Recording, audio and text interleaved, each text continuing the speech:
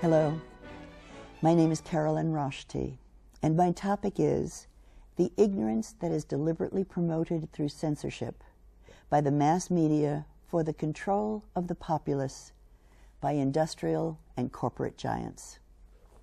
For a number of years, I've been concerned about a vital component in our democracy, a free press that isn't free anymore. Here's a summarized version, edited by me, of a column that speaks of my concern. It's titled Dan Rather's Magnum Opus and was written by William Rivers Pitt on September 26, 2007. It can be read in full in truthout.org online. Dan Rather, a TV journalist, gave a report on CBS Nightly News September 2004 which documented George Bush's poor performance and absences in the Texas Air National Guard in the 1970s. CBS denied responsibility of the report's accuracy, and Dan Rather self-deprecatingly resigned. But recently, Mr. Rather has filed a lawsuit against his former employer, CBS, and its parent company, Viacom, regarding these transactions. Here are the realities of modern American journalism that have little to do with the original conception of the institution of freedom of the press. Quote, "The only security of all," wrote Tom Jefferson in 1823, "is in a free press," unquote. American democracy ceases to function when people base their voting on disinformation and hypocrisy. That is the name of today's press. Today, a confederation of profit-seeking businesses own every significant print and broadcast news outlet. NBC, MSNBC, and CNBC all championed the Iraq War because they are owned by huge defense contractor General Electric Media and Time Warner, parent company of CNN, HBO, Warner Brothers, AOL, Time, and People magazines, and dozens more.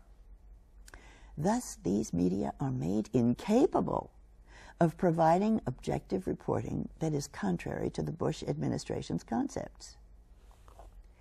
Recently, the Huffington Post online had an article about J.P. Morgan Chase, who does extensive business in the Middle East, announcing its $200 million investment in the movie industry, a rather influential media.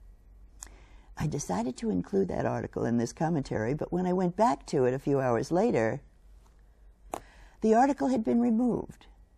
I wonder why. Mass media often neglects reporting important activities, such as in January 2007, when half a million American citizens, an activist surge of monumental proportions, literally encircled the Capitol building in Washington, D.C. in an anti-war protest. This was barely reported in nationwide newspapers, not even in the New York Times. The simplest way of defeating activists.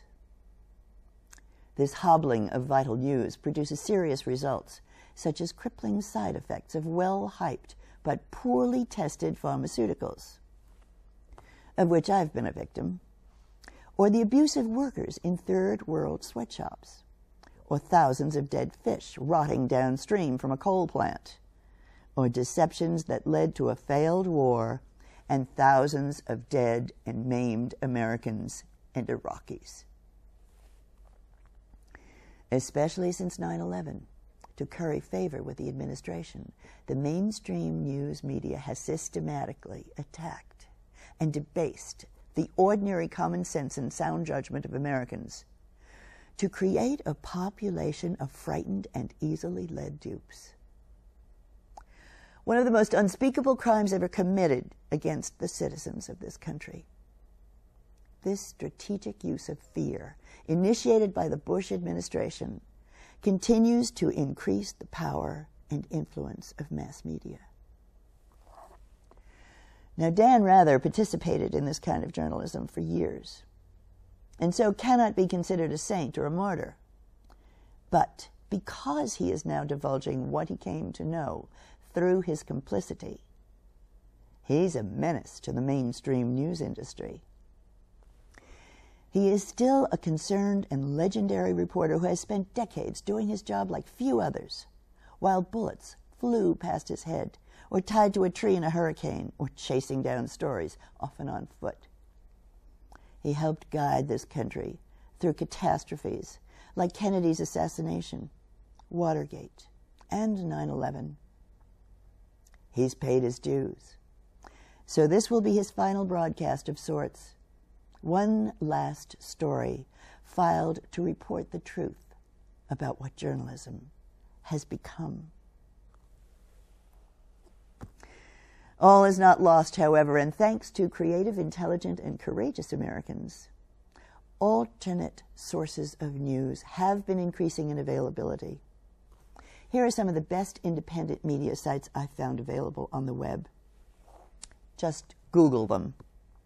Media Matters, Color Lines Magazine, In These Times, Mother Jones, Talking Points Memo, Tom Dispatch, Truth Dig, Truth Out, Alternate, Center for Constitutional Rights, and 911 Truth Seekers.